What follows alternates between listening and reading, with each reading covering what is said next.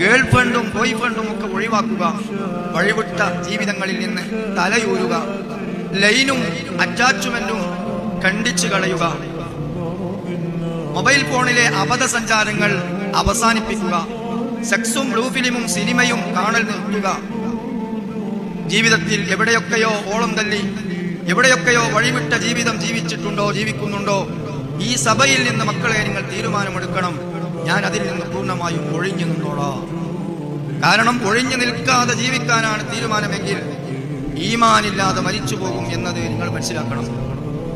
ഞങ്ങളെവിടെ ഉണ്ടായിരുന്നു ഒരു campus assembly, അവിടെ പല വിഷയങ്ങളൊക്കെ ചർച്ച ചെയ്തു. പക്ഷേ ഇതൊന്നും അവര് പറഞ്ഞില്ല എന്ന് നാളെ പരലോകത്ത് വെച്ച് കണ്ടുമുട്ടുമ്പോൾ ആരും പരാതിപ്പെടണ്ട.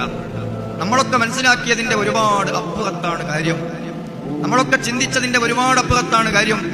നമ്മൾ വിചാരിച്ചത് 5ാം തരം വരെ മദ്രസയിൽ പോവുകയും ഇടയ്ക്കൊക്കെ ഒന്ന് നിസ്കരിക്കുകയും പിന്നെ എന്തൊക്കെ ആയാലും നമ്മൾ വള്ളിക്കാട്ടിക്ക് തന്നെയല്ലേ ഏതായാലും കൊണ്ടേ വെക്കുക, ഇനി അഥവാ ശിക്ഷ ഉണ്ടെങ്കിലും കഴിഞ്ഞാൽ കയറുമല്ലോ, അവസാനം സ്വർഗത്ത് പോകാലോ എന്ന് മിനിമം മനസ്സിലാക്കി വെച്ചവരാണ് വലിയ ഒരു സമൂഹം. പക്ഷേ അപകടം വളരെ വലുതാണ്. മുസ്ലിം പേരുള്ളവർ മരിക്കുമ്പോൾ അവരെല്ലാവരും മുസ്ലിങ്ങളായിട്ടല്ല മരിക്കുന്നത്.